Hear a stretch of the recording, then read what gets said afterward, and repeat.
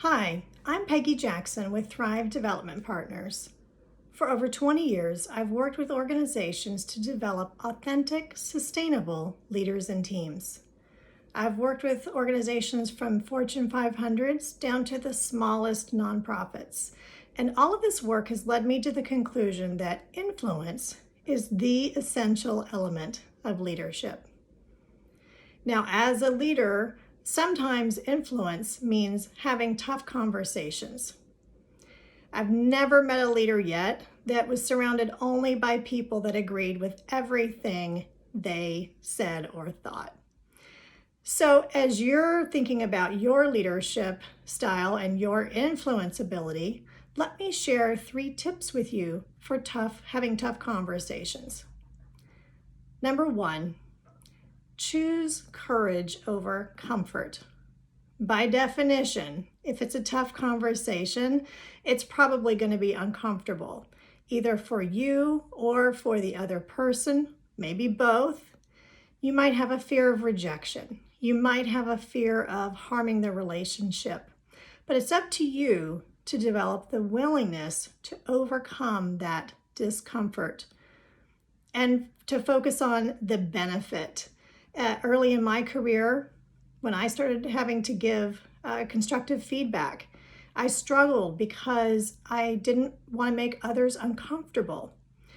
But I realized that by withholding that information, I was not doing them a good service. I really needed to share it, both for them, the benefit of that individual, and for the organization. So I had to develop my faith in other people's ability to deal with discomfort and to grow from it. I like to use the idea of yes and.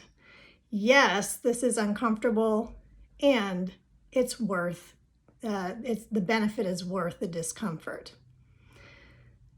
Number 2, prepare your message. Don't just go in and wing it. Really plan ahead of time. Start with a foundation of mutual benefit, really looking for how is this benefiting the other person, and identify those common goals so that you can kind of start with that good foundation in that conversation. Consider things like style. What is that other person's communication style? What is your company's communication culture? Is it very direct and transparent, or is it very polite? Either way can work well.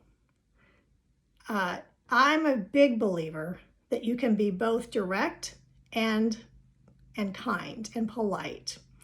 But Brene Brown says clear is kind. So no matter what word you choose, you need to be really clear in your message. But do consider style. Recognize your own style, but understand you need to be the one to adapt. Number 3, remember that it's a give and take. It's a conversation.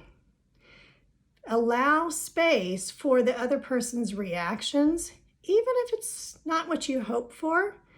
Allow space for that, for them to share, and really, again, make it a give and take in a conversation. Because if you don't allow space for that and you kind of shut that down, maybe you'll get compliance, but you're unlikely to get commitment, which is what you really want and need when you're trying to influence someone.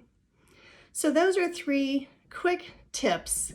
And just remember that, in that conversation, the other person may not have a lot of choice about what is happening, like if it's constructive feedback, or they may have a lot of choice. Let's say it's another leader that you're trying to get on board with your idea.